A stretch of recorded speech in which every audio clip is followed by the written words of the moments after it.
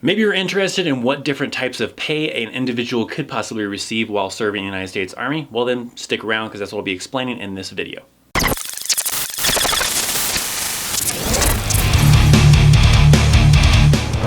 What's up, friends? Welcome to an all new video. In this one, we're talking about different types of pay. Recently, I talked about base pay, which is the just kind of normal pay that an individual would receive while serving in the Army, but there is other types of pay that an individual can receive, and I'm going to be talking about a pretty good little handful of them, but not every single possibility because there are quite a few, and it'd make it too complicated of a video to talk about all of them. So mostly just talking about a lot of like the really common ones that an individual might see in the United States Army for extra pay on top of their base pay. So before we get started, make sure you hit that subscribe button and enable notifications so you can join the notification platoon and get alerted as soon as new videos pop up. So with that out of the way, let's jump right into this and let's talk about the different types of pay a soldier could be receiving in the United States Army.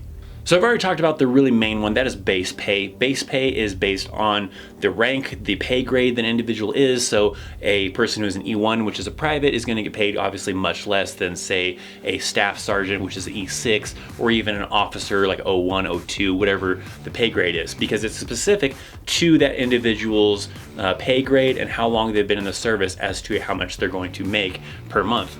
I do have like a basic breakdown of the 2019 pay chart that I'll leave a link down in the description, maybe even pop up a card, but that one's more geared towards kind of, someone who's new in the Army, starting off as an E1, maybe up to an E4 or an officer or warrant officer, what they're going to start out making. It doesn't really go into every single example, but also leave a link maybe down below to the current military pay chart. Now, a lot of people, I always hear it, they look at some of those base pays and they're like, wow, that's not very much. I can make more money, working a civilian job, doing this or whatever, and make better money than that base pay. But that is just base pay. There is a lot of examples of soldiers that make more than that because they receive some of these other types of pay that I'm going to talk about now. So this first one let's talk about is BAH. That is Basic Allowance for Housing, and that is an allowance that a soldier receives to help them with housing, for their rent, for their apartment, their house, whatever it is that they're doing, that they're living with, but you have to qualify to even receive BAH. So some of the qualifying things, just to name a couple, if you're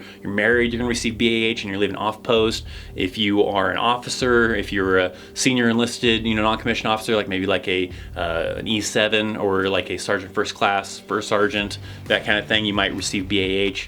Also, another example is maybe like a single parent who has a child live with them. They would still receive BAH, but the key thing is that you're not living on post, because if you're living in, say, government housing because you want to live on post, then you're not going to receive BAH, but if you're living off post, then you are going to receive BAH. BAH is based on the local area as far as how much you might receive. So I'll give you an example for the Colorado area, for Fort Carson, which is where I work on, where my last duty station was. For Fort Carson, currently as of 2019, a married soldier would receive roughly $1,545 per month for their BAH, and that gets divided into two separate paychecks. So half that's going to be received on that first month paycheck, the other half is going to be received on that mid-month paycheck. Single soldiers that are living in the barracks are not going to receive BAH though, so they're still pretty much just relying on that base pay. Another common one for those people in that same category, married, living off post, those kind of things, officers, they're going to receive BAS, which is Basic Allowance for Subsistence. This is basically an allowance to help that soldier pay for, eating off post. And the key thing with that is that it's for the soldier only. It is not for the soldier plus his family. So a soldier that has, 5, 6, 7 kids isn't going to, receive more BAS than a soldier that doesn't have any kids, for example. Because like I said, that BAS is for that individual, and it is not based on location. It's one set rate for enlisted soldiers as well as a set rate for officers. Enlisted soldiers will receive $369 per month for their BAS, and officers will receive $254 per month for their BAS. So that is monthly, so it will be divided into two to come in on that first of the month paycheck and that mid-month paycheck. Also, the thing to note with both BAH and BAS, it is not taxed. The only thing that is going to be taxed on that soldier's income is going to be that base pay, not their BAH, not their BAS. Those both are not taxed. So an argument that I see sometimes in the comments or from other soldiers sometimes is that you don't actually eat in the chow hole for free because the Army still pays single soldiers that BAS, but they just take it back. So soldiers are having to pay that $369 to eat in the chow hole. Now, I feel like this is kind of like either your glass half full or glass half empty kind of argument, because I feel like if you never receive that in the paycheck to begin with, then did you really have to pay to eat in the chow hall? So I don't know, it's kind of confusing. If you want to talk about it in the comments, you can down below. But in my opinion, I don't feel like, because I didn't actually get that money, I never really, had to pay to eat in the chow hall. It's like if I said that you had to pay $5 to watch this video, but I gave it to you, but then took it right back before you even watched it. Did you really get paid $5? And then choosing not to watch the video doesn't mean you still get that $5, because soldiers also don't get that same choice. If they choose not to eat in the chow hall, they don't, just get to keep that BAS. They're going to take that regardless if they eat in the chow hall or don't eat in the chow hall. There's an additional thing where they can request that money back if it's a situation, where they missed a meal because of training or because of something else. But if they just simply chose not to eat in the chow hall, they don't get that money back.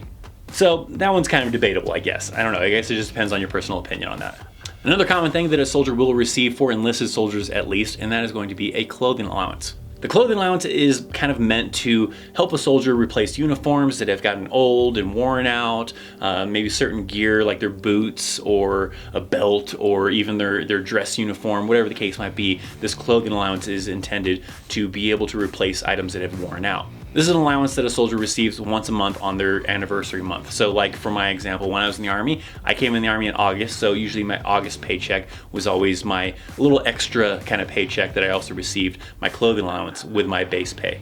This base pay can usually roughly be around $300 or $400. It does increase a little bit as the years go by, so the longer you spend in the Army, it does slowly kind of increase, but it does kind of cap out at a certain amount. It is a slightly different rate for male soldiers compared to female soldiers, but like when I was in the Army, I usually tried to plan it out to where hopefully I could get some extra uniforms from supply or other means, and then I could usually just pocket some of that clothing allowance to be able to have some extra fun that month or do whatever. But if you don't budget it properly and you just let your uniforms go to crap and get all worn out and holes and faded and everything, then you might need to use some of that clothing allowance to replace some uniforms. And just to give you a little bit of comparison, probably an Army uniform is probably going to run you roughly around $100, maybe a little over $100. So with that $300 or $400, you're probably going to be able to get maybe like 2 or 3 uniforms, maybe a pair of boots along with that, 2 pairs of boots and a uniform or 2. So, it's not going to, really stock up your inventory, but it is going to allow you to replace a few uniforms. Plus, if you're also getting maybe a couple uniforms from your supply or other resources, then, it can kind of help out. The next one we're talking about is combat pay, officially known as imminent danger pay or hostile fire pay, but most people refer to it as combat pay, and that is going to be $225 extra per month. And you might be thinking $225 extra a month isn't much in a combat zone, and you're probably right, but you also have to factor in that you're also not having to pay taxes on your federal or state while you're in a combat zone, so your paycheck is tax-free. You're getting that extra. If you have a family, you're receiving, some extra pay for that we'll talk about as well. Plus, you're probably still receiving your BAH if your family back home. So you're receiving still a fairly good paycheck, but I agree it's probably still not enough for the amount of danger you might be inside of. Also, a key thing to note is if a soldier re-enlists while in a combat zone and they have a re-enlistment bonus that is offered to them, that bonus is also going to be tax-free. So like common bonuses sometimes can be, roughly around $2,000 and up or so. So if you're receiving a $2,000 bonus, that's $2,000 tax-free. And then if you were lucky enough to get even a bigger bonus, well, that's just a bigger bonus. It's also tax-free if you're re-enlisting in a combat zone. Now, for those that are not deployed to a combat zone, but maybe say they're stationed somewhere else overseas, they might receive what is called COLA, or cost of living allowance. Basically, this is just a separate pay that an individual receives if the cost of living is maybe higher than that of the United States. So for an example I'm using here is some individuals in certain areas of Germany are going to receive this COLA at different rates. It really just kind of depends on the area of the country they're in, what country they're actually stationed at to determine that rate. So the rate for like the Rammstein area of Germany is $128. So those individuals will receive a little bit extra for that. But like I said, each different area, different countries are gonna have different rates, and it really just depends on if the cost of living is higher than the United States. If it's not, then you're not gonna receive COLA. Another common one is family separation pay. So in the example of, let's say, a married soldier that has been deployed or stationed somewhere for 30 consecutive days or more, then they would qualify for family separation pay. Family separation pay is $250 per month, so they would receive that.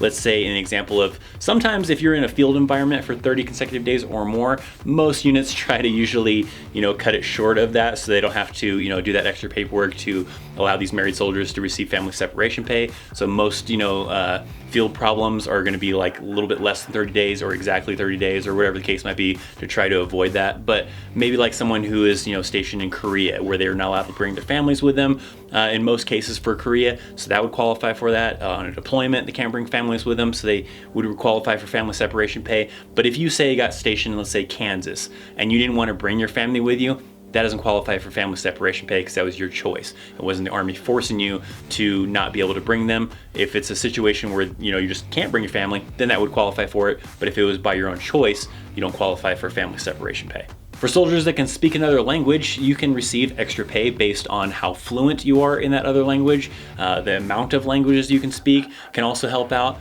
And this is a bonus. This is basically like a bonus that you receive monthly for being able to speak another language. You have to take a test to determine the skill level of your language abilities for this language, and that will determine usually what level you are able to comprehend and speak that language to determine how much of a bonus you would receive per month. This can be anywhere from $100 to $500. Now, if you can speak, say, English and then 2 additional languages, depending on how fluent you are in those other languages, you could possibly receive up to $1,000 extra per month. Like I said, a soldier has to take the test to qualify for this to determine, their skill level on that language. And if they qualify, then they could possibly receive this bonus extra on top of their paycheck per month. Another one that a soldier could possibly be receiving is jump pay, and that is for soldiers that are airborne qualified and in an airborne unit doing their required monthly jumps per month with the unit. Then they would receive that jump pay of $150 extra per month. If they're in a high-speed unit, maybe the special forces or something like that, and they're doing halo jumps, that one is a little bit more, as that one is $225 per month. So this is really just a handful of those possibilities that a soldier could possibly receive on top of their base pay. If they qualify for these, they could receive them in addition to that base pay. Now, if you're just a single soldier living in the barracks, sure, you might not qualify for any of these or maybe only a couple of these, whatever the case might be, depending on your situation.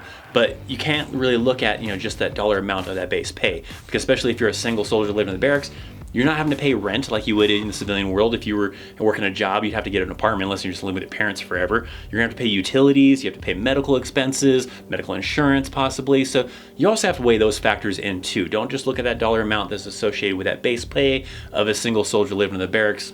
Factor in some other things as well. But if you could also qualify for some of these incentives, then that can also offset the number too and give you a little bit more pay. So there you go. My question to any of you individuals out there that are maybe Army veterans or maybe actively in the Army, what different types of pay do you receive? If you're probably a single soldier living in the barracks, you're probably only receiving base pay. But maybe for individuals who are married, they're receiving multiple different types. Individuals that have foreign languages. I'd like to see kind of the average of how many people are receiving some of these additional pays or maybe only receiving base pay. So leave some comments down in the comments section down below. If you have any additional questions on some of these topics, make sure to leave those in the comments down below. If I know the answer, I'll try to help you out and answer it. If not, some of my veteran viewers or active duty viewers maybe can help out as well and answer. So if you enjoyed this video, make sure you show us some love by hitting that thumbs up. Visit some of the links down in the description, my mailing address, social media, all sorts of stuff available down there. Thank you guys so much for watching. I'm ThatChrisChaos. Make sure you subscribe. I'll see you next time. See ya.